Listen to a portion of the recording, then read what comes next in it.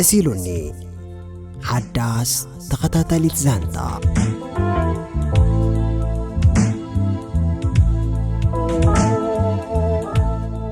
أنا دا طعميكو مسيلوني أنا دا زعوتيكو مسيلوني أنا دا حساويكو مسيلوني أنا دا لباميكو مسيلوني أنا دا زي موتيكو مسيلوني أنا دا زي قيمومي مسيلوني نيرو مسيلوني انتايز مسلنا بزوح يمسلنا قمتاتنا ننبرو وينعس بوديز مسلنا نممثال دما مسيلوني تقلت ايبلني قد نمسيلوني أما عالتاوي هوتنا كيد مصنع عينو علنينا مسيلني قمدو تخون ويس تثبيتن كونتن تقلت حنت قتليا بزوح مسيلنا زيو كينا يوزلنا نخونو اي مسلنان كالق نخوني مسيلنا قنتي كنكونو زلنا ينقوينا وتسيت لومي تنبرون تخونون تسرحوني خات بعد رغبو تماليز قبرناين زغناينا لومي نقبرون نبرون زلنا كمين نبرا لنا مريتنا وقحان نمسيان دوز ولا معالتاوي أبعدتنا كنودق كلنا ناتنا نبلو حاقوز تسكيبنا ينا ندق الزلنا حراي كل يقن برعي قريق قلت أزدلقو حق أنيا زانتا لني حق أنيا زانتا حبرة السباي حق أنيا زانتا حواتي حق أنيا زانتا مساكن زيغاتاتي قنات أويخا زي ودا بحرن ساران زعقورو زانتان دهالوي أوشت إي كتماتات أسمرا إيروبا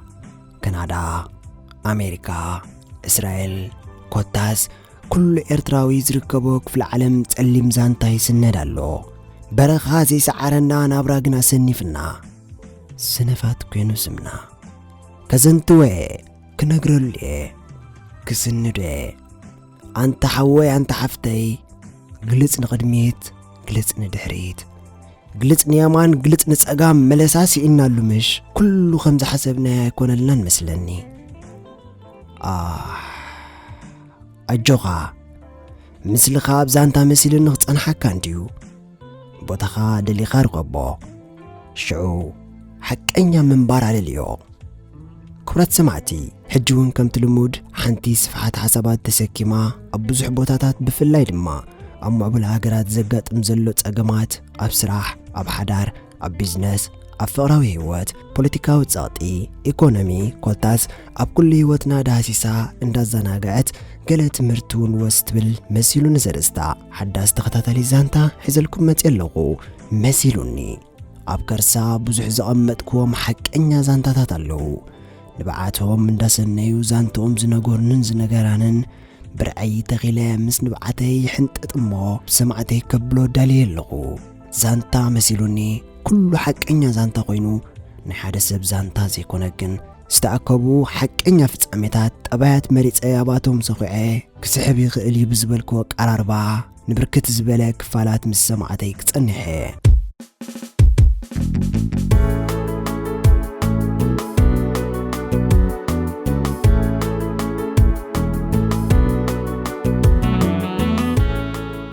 مسيلوني تخطاتالي زانتا سابرينا قال 18 عمت منسيا قنا بنقصا كاب جزا وطيا بحرن سهران سكيرا اتي زحالمتو عدي بزيحاتو درو عمتات تقوصير له زحالمتو سلام قنا يرغبتون بتنستوها بقى مقنن من بارسينا كال ازمتشا مرجاك تنادي كل الجميرة كل مخان أبيوا تمرتي بديوا قانقاي كالتن ገንዘብ አይሐዘትን ዝገደደስ ጀምረቶ ፍራዊ ህይወት ኩሉ መትሐዝ ተሳይንዎ ሕጁን ናይ መወዳእታ ተስፋ ምቁራጽ በጺሓ ኣብታ ጽሙት ቤታ ምሽጋራን ሹሻን ካብቱ ውዕል ድሮ 2 ዓመት ቁጺራላ ሰናይ ወላዲዩ ብንሽቱ ከሎ ፕሮሰስ አሳሊጡ ካናዳ ወሲድዎ ኣብ ካናዳ ተማሂሩ ድሕሪ 10 ዓመት ናብ ዝዓበየላ ከተማ አስመራ ክምለስ ይደልሎ ኣብ ከተማ አስመራ ዝገደፋ ጎረቤቱ ነበር መማርቱን መዋዕልቱን ዝነበረ ዳናይት ክረኽባ ህንጤነት ኣለዎ ቬኑስ ጓል 25 ዓመት መንሰያ ቀጻሊ ኣብ ላይፍ እንዳወፀት በወዳት ኣይትገደሳ ነፍስኽን እመና ኣወዳት ክሰግድል ግን ኣለዎም ወዲ ትሕቲ ጓልዩ ሓዳር ክትገብራ ጭቐቕ ኣይትበላ ኣብ ጽባቕይኽንን ኣብ ዓራትን ጥራይ ተገደሳ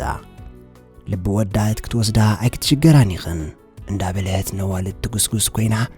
ንባዕላ ዝኾነ ዕውት ሓዳርን ህይወትን ዘይብላ ጽብቕቲ ጎርዘያ ከንቲባ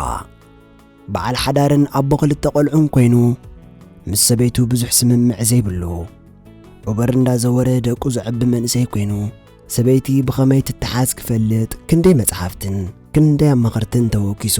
ንሰበይቱ ግን ክሕጉሳን ተመስገን ኢላ ንኽተሓድር ክገብራ ዓቕሚ ዝሳነዩ በዚ ጭንቀት ተደሪኹ ኩሉ ግዜ ንዝረኸቦ ሰብ ጭንቀት ጥራይ ዘዕልሎ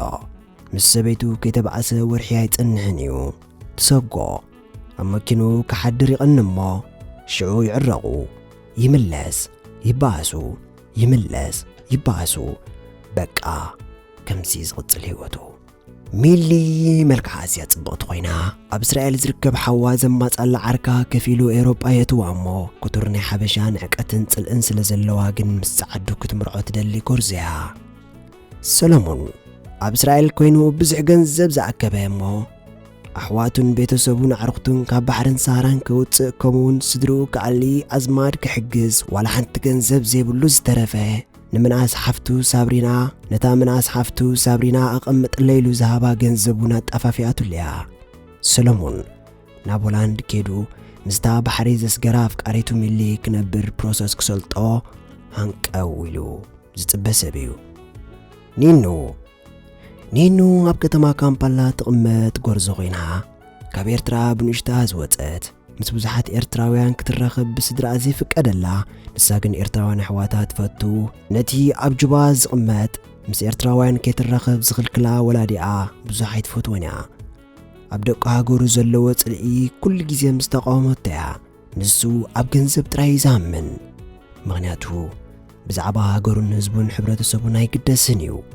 ገንዘቡ እውን ብምጥፍፋእን ዓመፅን ከም ዘምፅኦ ብዙሓት ሰባት ክኸስዎ ስለ ትሰምዕ በጃኻ ሕማቕ ታሪኻይ ትግደፈልና እንዳበለት ትካታዕ ብንእሽታ ዝለበመት ምስኪን ጎርዞያ ዳናይት ኣብ ከተማ ኣስመራ ትቕመጥ ጎርዞ ኮይና ትምህርቲ ወዲኣ ሰዋ ስለ ዝወረደት ተገፊፋ ውዓ ተዓሊማ ምስ ተመልሰት ኣብ ሓይልታት ተወዚዓ ክተገልግል ድሕሪ ምጽናሕ ሰልችዋ ኮብሊላ ኣብ ከተማ ኣስመራ ተሓቢኣ ትነብር ጎርዞያ ዓርካ ዝነበረ ሳይሞን ኣብ ውዓ ብሓሳብ ይዕለሙ ምስ ነበሩ ካብ ቀዳማይ ብርጌድ ሃዲሙ ምስ ከደአ ብዙሕ ተኽሲ ተተኪሱሉ ናበይ ከም ዘበለ ግን ዝኾነ ኣባል ይኹን ተዓላሚ ኣፍልጦ ኣይነበሮን መይቱ እንተዝኸውን ኣብቲ በረኻታት ምተረኽበ ተመሊሱ እንተዝኸውን ምስ ተፈልጠ ኣስመራ ኸይዳ ሓቲታው እንዳህዩ ኣይረኸበትን ድሮ ዓመታት ተቖፂሩ ዳይ ሳይሞን ግን ኣይተረኽበን ዳናይት ገና ተስፋ ከይቆረፀት ሃንቀው ኢላ ትጽበየላ ምስግረዶብ ክትወፅእ ክንደይ ግዜ ፈቲና ተታሒዛ ተኣሲራ ምዃን ኣብይዋ እዩ ባሽኡ ሆላንድ እትው ኢሉ ናብ ሕልቕላቕ ህይወት ከኣትዋ ኣይደንጉየን ተስፋ ቆሪፁ ደቂ ሃገሩ ጸሊኡ ምስ ካልእ ዓልየት ህይወቱ ኣብ ሓሸውየ ዝሕልፍ እዩ ኣብ ናይ በይኑ ዓለም ወጊን እዩ ካብ ዝወፅእ ንስድርኡ ሓንቲ መዓልቲ ደው ኢሉሎም ኣይፈልጥን ዳይታ ዝገደፋ ሃገርን ደቂ ሃገሩን ክገብር ኣይደልን እዩ እዚኦም ጠባያት ነዊሕ ክፋላት ከሳልዩናዮም በበይኖም ጠባያት ኮይኖም ዝተፈላለያ ርእስቲ ኣረኣያን ዘለዎም ክኾኑ እዮም ዛንታ መሲሉኒ ዝበዝሐ ክፋላ ፍቕራዊ ህይወት ተዘንቱ ኮይና እንታይ ኸ ክትብለና ደልያ ካብ ጽባሕ ረቡዕ ጀሚረ ብተኸታተሊ ሒዘልኩም ክመጽእ ከምቲ ልሙድ ኣብ ሰሙን 2 ግዜ